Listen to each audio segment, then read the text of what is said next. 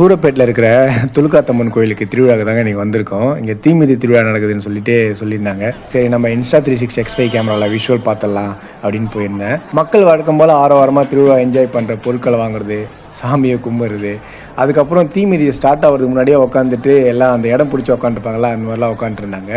So அப்படியே கொஞ்சம் நேரம் கழிச்சு என்ன ஆச்சு, தீமிதி திருவிழாவும் ஸ்டார்ட் ஆகிடுச்சு. ஸ்டார்ட் ஆன உடனே பக்தர்கள் வந்து மனம் உருகி தீமிதி திருவிழாவில் இறங்கி அதில் ஒருத்தர்லாம் பார்த்தீங்கன்னா தவறியே விழுந்துட்டாரு. ஆனால் வெளியில் தான் விழுந்தார். டக்குன்னு தீயணைப்பு படை வீரர்கள் வந்து அவங்கள காப்பாற்றி வெளியில் கூட்டிகிட்டு போனாங்க. இந்த மாதிரி திருவிழாக்கள் நடக்கிறப்ப தீயணைப்பு படை வீரர்களும் போலீஸும் வந்து பார்த்தீங்கன்னா ஒரு முக்கிய பங்கு வகிக்கிறாங்க. உண்மையாலுமே அவங்களுக்கு பெரிய நன்றி தெரிவிச்சிடணும். ஏன்னா வந்து அவங்க இருக்கிறதுனால தான் இந்த கூட்டம்லாம் கட்டுக்குள்ளே வருது. சரி, அப்படியே என்ன பண்ணலாம், பின்னாடி ஏதோ கூட்டமாக இருக்குதுன்னு சொல்லிட்டு பின்னாடி போனாங்க. போனால் சரியான மேட்ருங்க. பிரியாணி போடுறாங்க அன்னதானத்தில்.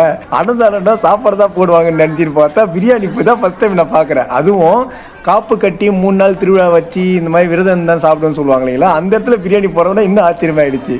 விடவே இல்லை, லைனில் போய் நின்றுட்டேன். ஃபஸ்ட்டு ஒருத்தர் உட்காந்து, ரெண்டாவது உட்காந்து, மூணாவது தான் நான் உட்காந்தேன். அந்தளவுக்கு லைனில் நின்று சாப்பாடு வந்து சாப்பிட்டேன். பிரியாணி சுட சுட தான் சர்வீஸ் பண்ணாங்க. செம்ம டேஸ்ட்டுங்க பிரியாணி. சீரியஸாக ஒரு அன்னதானம் போட்டோன்னா என்ன பண்ணுவோம், சாப்பாடு வந்து ஓகேவாக இருக்கும். அன்னதானம் இதாக பண்ணிவிடுவாங்க, பார்த்தா அப்படிலாம் இல்லைங்க. அதே மாதிரி தனியாக போய் இலையில கேட்குறது, தனியாக போய் நீங்கள் கையில் கொடுங்க அதெல்லாம் கேட்டிங்கன்னா எதுவுமே தரமாட்டேன் சொல்லிட்டாங்க.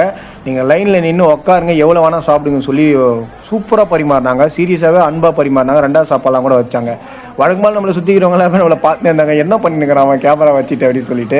சில பேர்லாம் அந்த கேமரா பார்த்து பழகிச்சானான்னு தெரியல. இந்த மாதிரி யூடியூப் அங்கங்கே விளாகர் சுற்றிக்கிறாங்க, இவங்க ஒரு பொழப்படா அப்படின்னு சொல்லிட்டு விட்டுறாங்களா தெரியல. மதிக்கவே இல்லை.